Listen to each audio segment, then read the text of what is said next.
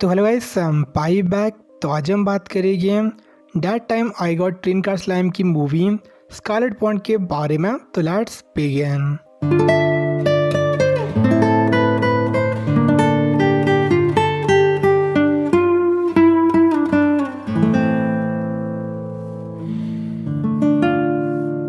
तो movie start होते कुछ ऑगरी वॉरियर से जो क्लेमन के लोगों से फाइट कर रहे थे। और ये ऑगरी वॉरियर पहले क्लेमन के लिए काम करते थे, बट उन्हें ट्राई किया था उसकी आर्मी को डेजर्ट करने का ताकि अपने विलेज को बचा सकें। लेकिन इस फाइट में एक ऑगरी वॉरियर के अलावा सभी मर जाते हैं और क्लेमन की मिडिल फिंगर यामजाई वहाँ पे आ जाता है और कुछ फाइट के बाद वो उसे ही मार देता है। बट वो अभी भी जिंदा था और किंडम रॉय की क्वीन तोवा उसे बचा लेती है और उसे नाम हीरो देती है ताकि वो इवॉल्व होके बच सके। बट उसके पास में इतनी लाइफ फोर्स नहीं थी कि उसे कॉमरेड को भी नाम दे सके और इस वजह से उसके अलावा वहाँ पे कोई नहीं बचता। और क्वीन तोवा इसके लिए बहुत ज़्यादा सॉरी फील कर रही थी, बट हीरो उसके लिए थैंकफुल था एज उसने एटलीस्ट ट्राई किया था उन्हें बचाने का। और जब उसे पता चलता है कि वो 10 दिन के बाद उठा था तो एक ड्रैगन को स्टील करके अपने विलेज की ओर रश करता है, बट उसका विलेज ऑलरेडी डिस्ट्रॉय हो गया था। और कुछ फ्लैशबैक से हम देखते हैं कि वो बेनी मारू शुना और जो बाकी और टेम्पेस्ट में थे उनसे बहुत ज़्यादा क्लोज था और अपने विलेज को इस तरह देख के वो बहुत ज़्यादा डिवास्टेटेड था और साथ में ऑक्स पे बहुत ज़्यादा गुस्सा था और उसे रिवेंज चाहिए था। और वहीं पे जो तोवा के रिटेनर्स थे वो कह रहे थे कि डिसीजन था उसे बचाने का वो बिल्कुल भी सही नहीं था, एज उन्हें लग रहा था कि अब हीरो कभी वापस नहीं आएगा। बट वो बिल्कुल गलत थे, एज हीरो वहाँ पे वापस आ जाता है और वहीं टेम्पेस्ट में सभी पीस में रह रहे थे। बट तभी उन्हें न्यूज़ मिलती है कि कोई गैल्ड पे अटैक कर रहा था और हम देखते हैं कि हीरो गैल्ड पे अटैक कर रहा था। और हीरो ये सब इसलिए कर रहा था एज उसे रिवेंज चाहिए था क्योंकि ऑक्स ने उसके विलेज को डिस्ट्रॉय कर लिया था, लेकिन गैल्ड उसे इक्वल टर्म में फाइट कर रहा था। बट जब गैल्ड को पता चलता है कि हीरो उसी विलेज से था जिसे उन्होंने डिस्ट्रॉय किया था, तो उसकी फाइट की विल थी वहीं पे ख़त्म हो जाती है और गैल्ड वहाँ पे खड़ा हो जाता है बिना किसी डिफेंस के और बस एक्सेप्ट कर रहा था अपनी डेथ को। और हीरो उसे मारने वाला था, बट तभी बेनी मारू उसके अटैक को रोक लेता है और बहुत ज़्यादा सरप्राइज था हीरो को वहाँ पे देख के, एज वो उसका भाई था और वो दोनों एक दूसरे को देख के बहुत ज़्यादा खुश थे और एक दूसरे को इंट्रोड्यूस करते हैं एज अब दोनों के पास में गिवन नेम्स थे। पर हीरो को समझ नहीं आ रहा था कि क्यों बेनी मारू गैल्ड को प्रोटेक्ट कर रहा था जिसने उनके विलेज को डिस्ट्रॉय किया था। तो उससे बेनी और बताता है कि अब सब कुछ चेंज हो गया है और उन लोगों ने रिकनसाइल कर दिया है और अब गैल्ड उसका इम्पोर्टेंट अलाई था। और ये सब सुन के हीरो गुस्सा शांत हो जाता है और वो गैल्ड से माफ़ी मांगता है, बट गैल्ड भी उससे माफ़ी मांगता है एज चाहे जो कुछ भी हुआ था उसने सही में ही उसके विलेज को डिस्ट्रॉय किया था। और इसके बाद हीरो अपने फ्रेंड से रिकनसाइल करता है और वो उन सबके लिए एक बड़े भाई की तरह था, एज उसने सबकी लाइफ बहुत बार बचाई थी और उसका एक ऑन टूट गया था बेनी मारू को बचाते हुए। और वो विलेज में सबसे ज़्यादा स्ट्रॉन्गेस्ट था और वो वहाँ से गया था कुछ पैसे कमाने के लिए, बट वो क्लेमन के लिए काम कर रहा था। और जिन्हें पता चलता है कि ऑगरी विलेज पे अटैक होने वाला था तो ट्राई करते हैं वहाँ से भागने का, बट इस वजह से उसे सभी कॉमरेड मर गए थे, बट उनकी डेथ वेन में नहीं थी एज अपने फ्रेंड से वापस मिल पाया था। और वो उन्हें बताता है कि किंगडम की क्वीन तोवा ने उसकी लाइफ को बचाया था और उसको नाम भी दिया था और अब वो उसे सर्व करता है। और राजा एक स्मॉल किंगडम था जो अपनी लिविंग बनाता है गोल्ड को माइन करके, बट अब गोल्ड भी डिप्लीट होना स्टार्ट हो गया था। तो अब राजा एक बस शैडो था अपना प्रॉस्परस सेल्फ का और क्वीन तोवा अपनी लाइफ फोर्स यूज़ कर रही थी अपने किंगडम और लोगों को बचाने के लिए। एज जो टॉक्सिन्स माइंड से निकलते थे उन्हें मैजिक न्यूट्रलाइज कर देती थी, बट इस सब की वजह से कर्स उसकी बॉडी को टेक ओवर कर रहा था। और ये सेम केस था प्रीवियस क्वीन के लिए। एज जो रॉयल फैमिली थी वो एक टियारा यूज़ करती थी जिससे उन्हें इमेंस पावर मिलती थी, बट इसके एक्सचेंज में इसके वियरर कर्स पॉइजन को अब्जॉर्व करते थे। और तेतोवा अपनी बहुत सी लाइफ फोर्स यूज़ कर चुकी थी और साथ में उसने हीरो को भी नाम दिया था, जिसकी वजह से उसकी हालत बहुत ज़्यादा ख़राब हो गई थी और कोई भी मेडिसिन उस पर काम नहीं कर रही थी। बट अगर वो गोल्ड को माइन नहीं करेंगे तो उनका देश नहीं चल पाएगा। बट साथ में वो अपनी क्वीन को फोर्स नहीं कर सकते अपनी लाइफ रिस्क में डालने का। तो उस पर हीरो सजेशन देता है फर्स्ट ऑफ जीरा को कल्टीवेट करने का, बट सब इसके अगेंस्ट थे एज चूरा वेल्टर के प्रोटेक्शन में था और अगर वहाँ पे कुछ करते हैं तो उसकी रात को फेस करना पड़ेगा। और वो डिस्कस कर रहे थे उन्हें क्या करना चाहिए, बट तभी उन्हें न्यूज़ मिलती टेम्पेस्ट ने फाल्मोथी आर्मी को वाइप आउट कर लिया था और उनकी बॉडी पर फीड करके स्टॉर्मड्रैगन वेल्डोरा रिवाइव हो चुका था। लेकिन टेम्पेस्ट लीडर रिमरू ने उस साथ नेगोशिएट कर लिया था कैजुअलिटीज़ प्रिवेंट करने के लिए। और ये सब सुन के हीरो रिमरू से बात करना चाहता एज में रिमरू एग्री कर लेगा उनकी कल्टीवेशन के लिए। तो हीरो एक्ट कर रहा था राजा का मैसेंजर टेम्पेस्ट के लिए और रिमरू से माफ़ी मांगता है उसके रिवर्ड बिहेवियर के लिए। और ये सब सुन के रिमरू से बताता है रियल ट्रूथ कि कैसे डीमन लॉर्ड बन गया था, जिसे और डीमन लॉर्ड अप्रूव करते हैं और उसने क्लेमन को भी मार दिया था। और वो बात करना चाहते हैं कल्टीवेशन के बारे में, तो उसे इंट्रोड्यूस कराता है वेल्टोरा से। और वरना वेल्टोरा क्या था कुछ भी करने के लिए एज लॉन्ग वो ज़्यादा शोर ना मचाए। और हीरो एक फॉर्म में रिक्वेस्ट करता है रिमरू से उनके किंगडम और क्वीन को बचाने के लिए, जिसे रिमरू एक्सेप्ट कर लेता है एज वो किंगडम को देखना चाहता और उनकी क्वीन से मिलना चाहता। और नेक्स्ट दिन बेनीमारू, शुना, शियोन, रांगा और रिमरू हीरो साथ निकल जाते हैं किंगडम ऑफ राजा के लिए। और राजा एक बहुत ज़्यादा ब्यूटीफुल किंगडम था,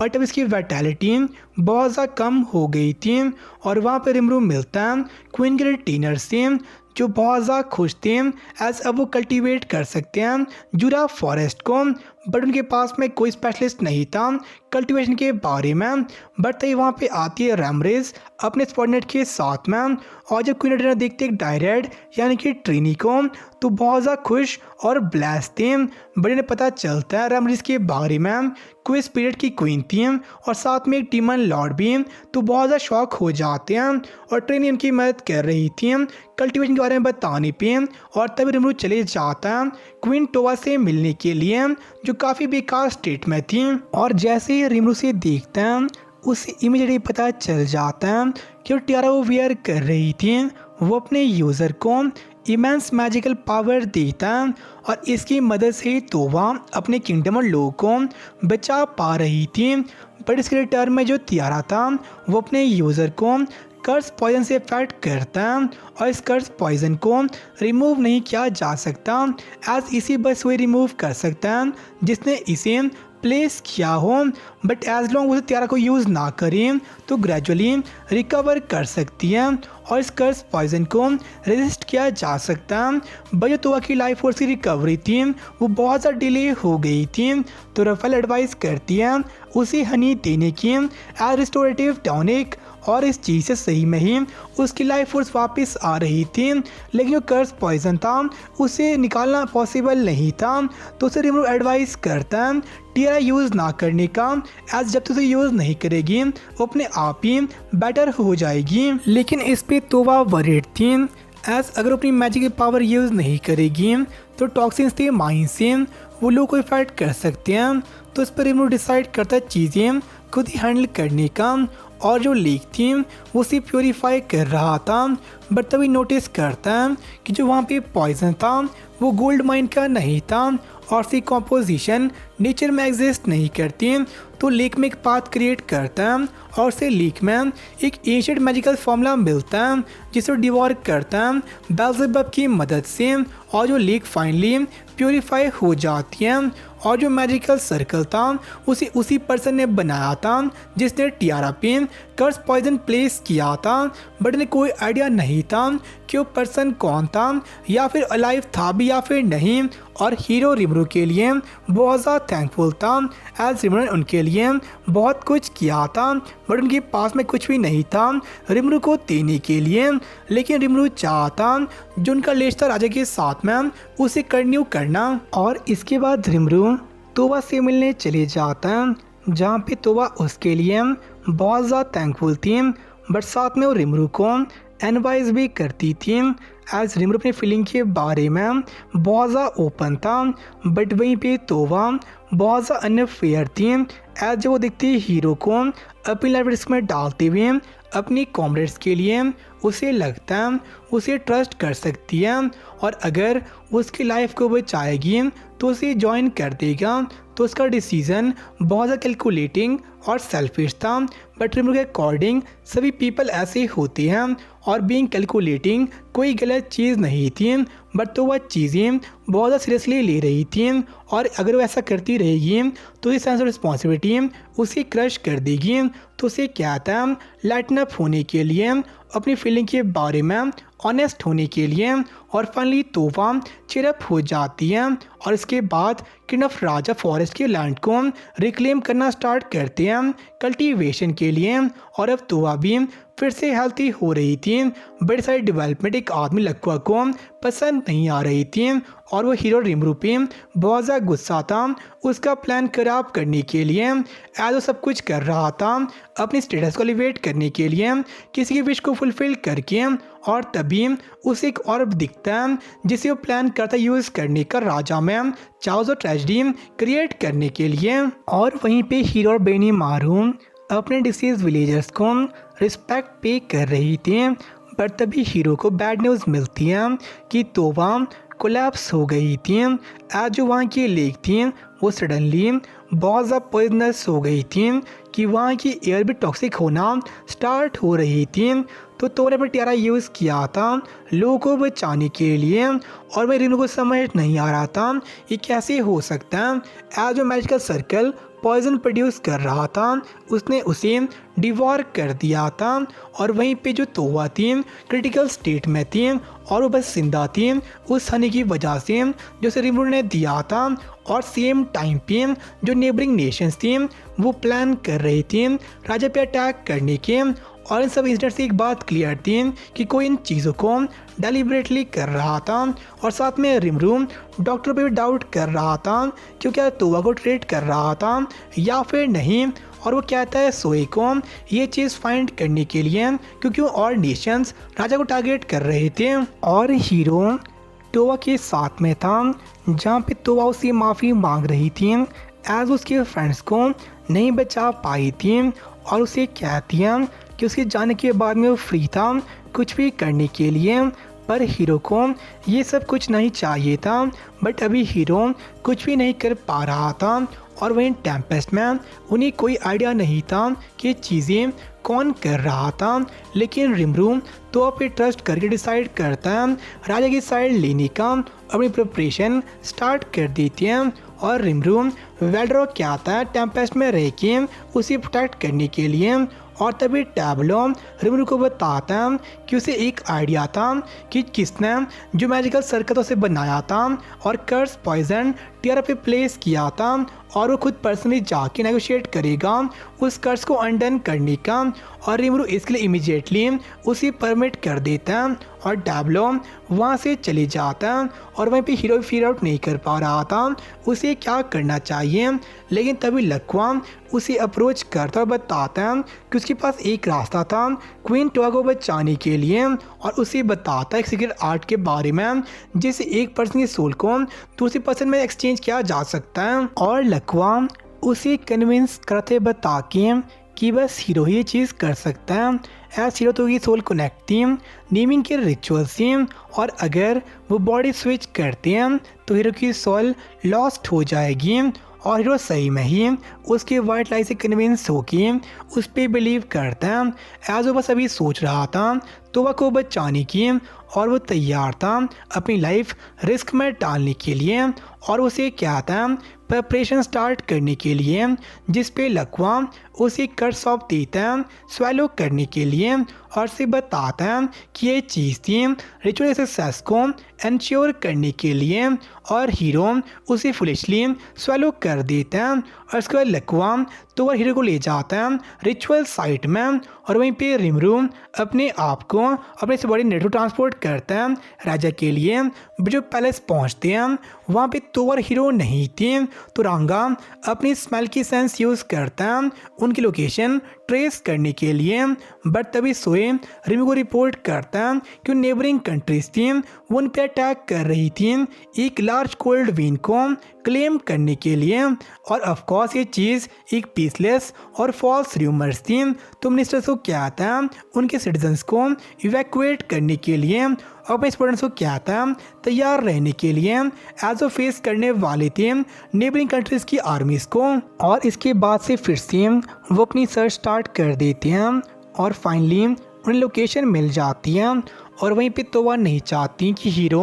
अपनी लाइफ रिस्क में डाले उसकी लाइफ बचाने के लिए और वो चाहती है वो अपनी लाइफ चाहिए अपने साथ साथ अपने फॉरेन कॉमरेड्स के लिए, लेकिन हीरो ये भी एडमिट था उसकी लाइफ बचाने के लिए और क्या था लकवा को रिचुअल स्टार्ट करने के लिए, लेकिन लकवा उनका मजाक उड़ा रहा था और फाइनली अपने ट्रू कलर शो करता और उन्हें बताता कि ऐसी रिचुअल एग्जिस्ट नहीं करती और बस हीरो को गुस्सा दिला रहा था। तो हीरो ट्राई करता है उसे अटैक करने की, बट तभी लकवा कर्स ऑफ एक्टिवेट कर देता है जिससे हीरो एक मॉन्स्टर में टर्न हो जाता है और लकवा उसे और गुस्सा दिला रहा था और लकवा ने सब कुछ किया था ताकि हीरो रेज में आके वहाँ पे रैम्पेज और डिस्ट्रक्शन कर दे और क्वीन तोबा को फोर्स होना पड़े अपनी पावर यूज़ करने पे, जिससे उसकी बॉडी कम्प्लीटली वेस्ट हो जाएगी और जो उसकी लेडी थी उसे हैप्पी होके उसे रिवॉर्ड देगी। और लकवा सब कुछ कर रहा था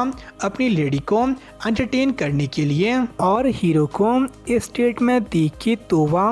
अपनी पावर यूज़ करने वाली थी, बट तभी फ्लोर डिस्ट्रॉय हो जाता है और वो उसमें गिर जाती है, लेकिन रिमरू उसे बचा लेता है और वहीं बेनीमारू हीरो से फाइट कर रहा था और ट्राई कर रहा था उसे वापस साइंस में लाने के लिए और सब चीज़ देख के लकवा वहाँ से भागने की कोशिश करता है, लेकिन रिमरू उसे फॉलो करता है और वहीं शियोन तोबा को सेफ रख रही थी। और जब सब कुछ हो रहा था जो नेबरिंग कंट्रीज थी वो अपना मार्च स्टार्ट करती है राजा के बॉर्डर के लिए, तो रिमरू अपने स्क्वाड्रन को क्या था उन्हें डिफीट करने के लिए और लॉसेस मिनिमम रखने के लिए, बट क्या था अपनी सेफ्टी प्रायोरिटाइज करने के लिए। और इसके बाद हम फाइनली देख पाते हैं उस लेडी को जिसका लकवा बात कर रहा था और वो एक और एशियन डीमन वायलेट थी और डायब्लो उससे मिलने पहुंच गया था और वो बहुत सरप्राइज थी नॉयर एक डायब्लो को देख के एज उसे अपना नाम मिल गया था और वो बहुत ज़्यादा जेलस थी एज अनलाइक हिम उसके पास कोई नाम नहीं था और वो वहाँ पे आया था वायलेट से किंगडम राज के बारे में पूछने और उसे पूछता क्या वो वही थी जिसने मैजिकल सर्कल बनाया था और टियारा में कर्स पॉइजन प्लेस किया था और वो उसे क्या था उस किंगडम से दूर रहने के लिए, बट इसके लिए वायलेट मना कर देती है एज वहाँ की रॉयल फैमिली उसकी फेवरेट थी और वो बताती है कि कुछ सेंचुरीज पहले वहाँ की रॉयल फैमिली ने उससे फेवर मांगा था और वो एक क्वीन में वहाँ पे चली गई थी जहाँ पे क्वीन ने उसे गॉडेस समझा था और से पावर मांगती है अपने किंगडम को बचाने के लिए। तो वो भी डिसाइड करती है उनके साथ प्ले करने का और उन्हें टियारा देती है जिसमें इमेंस मैजिकल पावर थी और वो अपने आप को खुद ही रिफिल करता था और उसने उन्हें बताया था उनके गोल्ड विंस के बारे में और वो चाहते गेम खेलना उनके रिजॉल्व के साथ में जब भी टियारा यूज़ करेगी वो कर्स हो जाएगी और जो एक कर्स था ये जेनेटिक होगा, मतलब कि जो फ्यूचर जनरेशन थी उनमें भी कर्स आ जाएगा और जितनी बड़ी उनकी विश होगी उतना कर्स पॉइजन उनकी बॉडी को ईट करेगा। लेकिन जो क्वीन थी स्टिल इसके लिए रेडी हो जाती है एज उसके अकॉर्डिंग उसकी लाइफ की वैल्यू बहुत ज़्यादा कम थी बहुत से लोगों की लाइफ के सामने, और वो बहुत ज़्यादा श्योर थी जो फ्यूचर जनरेशन थी वो भी सेम फील करेगी। और अगर वो टियारा यूज़ करते रहेगी तो उनकी बॉडी वर्ल्ड के मैजिक से स्टेन हो जाएगी, और जिनकी बॉडी कम्प्लीटली स्टेन हो जाएगी तो ये बॉडी वायलेट को मिलेगी जिसे यूज़ करेगा as a host world manifest करने के लिए। पर अगर ये बॉडी कम्प्लीटली कलर नहीं होती तो इस चीज़ को जीत जाएगी। तो वायलेट इंजॉय कर रही थी पूरी ब्लड लाइन की सफरिंग को, और जो परसेंट की तोआ थी उसकी बॉडी भी कर्स पॉइंट की वजह से लगभग फुल्ली स्टेन हो गई थी और तैयार थी एज अ होस्ट। लेकिन डब्ल्यू के अकॉर्डिंग कॉन्ट्रैक्ट फॉर्मल नहीं था एज वायलेट अपने मिनियन यूज़ कर रही थी प्रॉब्लम क्रिएट करने के लिए ताकि तो फोर्स होना पड़ी अपनी पावर यूज़ करने पे। तो इसके बाद उनकी आर्गूमेंट होती है जिससे उनकी फाइट स्टार्ट हो जाती है और डायब्लो के अटैक को ईजिली इवेड कर रहा था एज डायब्लो इनकार्नेट वहाँ पे हुआ था और उसे नाम भी मिल गया था। तो बहुत ज़्यादा स्ट्रॉन्ग था और वायलेट के स्ट्रॉन्गेस्ट अटैक भी उस पर काम नहीं कर रहे थे, और जो वायलेट थी अपनी लिमिट रीच कर चुकी थी एज वो वहाँ पे इन कार्ड नहीं हुई थी तो मैं टेम्प्रेरी बॉडी यूज़ कर रही थी जो उसे मैजिक क्यूल से बनाई थी, और वो बॉडी फॉल अपार्ट होना स्टार्ट हो जाती है। बट वायलेट अभी भी फाइट करना चाहती थी, लेकिन तभी सबॉर्डिनेट वहाँ पे आ जाते तो बताते कि डायब्लो बिल्कुल सही कह रहा था एज लक्वा वहाँ पे अपने आप सब कुछ कर रहा था और उसने फॉल्स इन्फॉर्मेशन स्प्रेड की थी जिसकी वजह से अपनी कंट्री राजा पर अटैक करने वाली थी, और उसने फोर्स किया था क्वीन टोआ को अपना मैजिक यूज़ करने के लिए, और इस वजह से कॉन्ट्रैक्ट पे एक ब्लैक मार्क आ गया था और उन्हें कॉन्ट्रैक्ट को वाइड करना पड़ेगा, और वाइट भी इसके लिए एग्री कर लेती है और जाने से पहले वो डैब्लो से पूछती है कि कौन इतना कैपेबल था जिसने उसे इसका नाम दिया था। तो डैब्लो उसे रूमर के बारे में बताता है और वाइल्ड वहाँ से चली जाती है वापस हेल्प के लिए, और वहीं पर सबॉर्डिनेट आर्मी से फाइट कर रहे थे और वहीं बेनिमारू हीरो भी अभी भी आपस में लड़ रहे थे, और वहीं लोक्वा रिमरू से नहीं स्केप कर पा रहा था तो अपने ट्रू फॉर्म शेप करता है और वो एक डीमन था और वो ट्राई करता है वहाँ से उड़ के भागने का, लेकिन रांगो और रिमरू उसको फॉलो करते हैं। और दूसरी ओर बेनिमारू और हीरो की फाइट की वजह से तो फिर और गिरने वाली थी जिसे हीरो रोक लेता है, मतलब उसमें अभी भी कुछ सेंसेस बाकी थी, बट इसके बाद वो शहर जाके तबाही करना शुरू कर देता है और बेनिमारू उसे रोकने चले जाता है, और वहीं लोक्वा रिमरू के अगेंस्ट कुछ भी नहीं कर पा रहा था तो चिकुन जो कि डॉक्टर था उसकी मदद के लिए आ जाता है, और वो भी एक डीमन ही था, लेकिन रांगा उसे एक अटैक में ख़त्म कर देता है, और रिमरू भी लक्को को ओवरपावर कर रहा था, लेकिन रको बिल्कुल तैयार था मरने के लिए एज उसे लग रहा था कि उसके मरने के बाद उसकी लेडी यानी कि वायलेट उसके लिए रिवेंज लेगी, लेकिन वायलेट उस पर बहुत ज़्यादा गुस्सा थी एज वो चाहती क्वींस थी वो अपने आप चूज़ करें उसे बॉडी देना ना कि फोर्स करें मैजिक यूज़ करने पे, और उसने उसे कहा था उन्हें मॉनिटर करने के लिए, बट अब लक्वा ने उसकी फ़न को रुइन कर लिया था तो अपनी सारी टाइज उससे काट लेती है, और अब लक्वा को पता था कि वो मरने वाला था तो जो कर्स ऑफ था वो उसे स्वॉलो कर देता है ताकि उसके आसपास वो सबको डिस्ट्रॉय कर दे, लेकिन रिमरू बेल्जेबब की मदद से सारी एनर्जी स्वॉलो कर देता है, और लक्वा के मरने के बाद हम देखते हैं कि जितने भी आर्मी के चीफ्स थे वो सब उसके लैकीज थे, तो रिमरू ऑर्डर करता है उन्हें मारने का और सभी उन्हें ईजिली मार देते हैं, और जो एनिमी के अटैक थे वहीं पे स्टॉप हो जाते हैं, और अब बस हीरो बचा था तो बेनिमारू उस पर अपनी ब्लैक फेम से अटैक करता है, बट हीरो बिल्कुल अनहार्म था